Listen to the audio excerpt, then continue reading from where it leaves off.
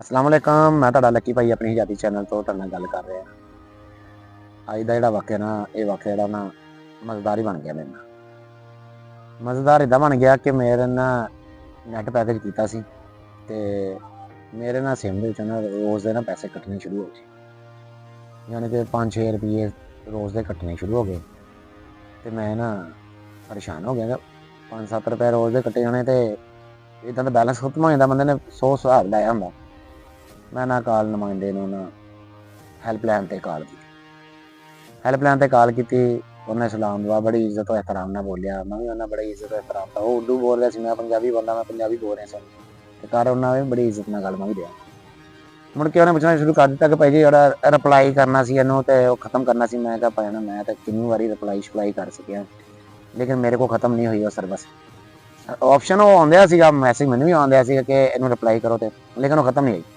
उन्हें भाई ने फिर जेहड़ा मेरा वीर सी ना कॉल ते, उन्हें फिर पुछया कि ना तुहाडे कोल मोबाइल किहड़ा तुहाडे कोल जिहते जे तो तुसीं गल कर रहे। हुण मोबाइल दा मैनूं नाम दा भी नहीं पता सी। हुण इत्थे मज़ेदार ट्विस्ट मज़ेदार ये कि मैं उन्होंने कहा भाई ना जिहड़ियां कंपनियां चल रही ना उन्हां दे तुसीं नाम दसो। जिहड़ा मैनूं नाम होया ते मैं तुहानूं दसूंगा कि भाई आ मेरी कंपनी दा। उन्हें भाई जी शुरू कर दिता कि आ कंपनी का नाम आ वाला। मैं कहा हाँ जी आ वाला। ते उस कॉल वाले का ना तकरीबन हासा निकलदा रुकिया कि इनू अपने मोबाइल का नहीं पता, मुड़ के मॉडल पुछन लग पिया। और मैं कहा भाई जी मैनूं इन्ना पता वा कि 9 आउंदा वा, 9 यानी कि 9 आउंदा वा, ये नहीं पता कि किहड़ा अगे किहड़ा पिछे। कहंदा चलो तुहाडे कहण ते मैं लिख लैना ते तुहाडी ना ये मतलब कि जिहड़ी कंप्लेन है ना ये तुहाडी मैं दर्ज कर लेना ते तुहाडा ना हो जू खत्म। मैनूं हासा इस टाइम उस टाइम बाद कॉल करन तो बाद भी आया कि मैनूं मोबाइलों के नामां तक नहीं पता।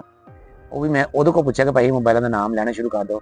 मैनूं हुण पता वा किहड़ा मॉडल आ मेरे कोल ते किहड़े कंपनी दा वा, लेकिन मैं किसी भी कंपनी का नाम ना मैं किहड़ी कंपनी नूं फोन कीता सी ये भी नहीं दसना चाहुंदा, क्योंकि मैं क्यों दसां।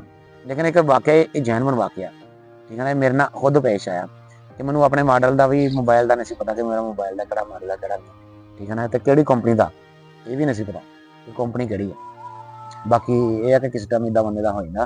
तुहाडे नाल भी किते ना किते इदां जरूर है कि तुसीं चीज़ का इस्तेमाल बड़ी देर दे कर रहे होंदे, लेकिन तुहानूं ओहदा मॉडल ओहदा कई चीज़ का नहीं पता हुंदा।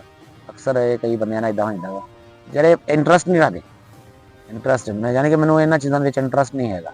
बाकी चीज़ां सारा कुछ यस मैस आ, ठीक है ना, बाकी चीज़ां याद रहिंदियां बंदे नूं, लेकिन इंटरस्ट नहीं सी कि मॉडल किहड़ा नहीं। वो इस तरह हो जांदा अक्सरियत नाल लोकां नाल। बाकी तुहाडे नाल अगर होया होवे ते मैनूं दस्सिओ जरूर कि तुहाडे नाल कोई इदां दा वाकया शाकया होया होवे ते लाजमी दस्सिओ। दुआ याद रखिओ। बड़ी मेहरबानी। अल्लाह हाफ़िज़।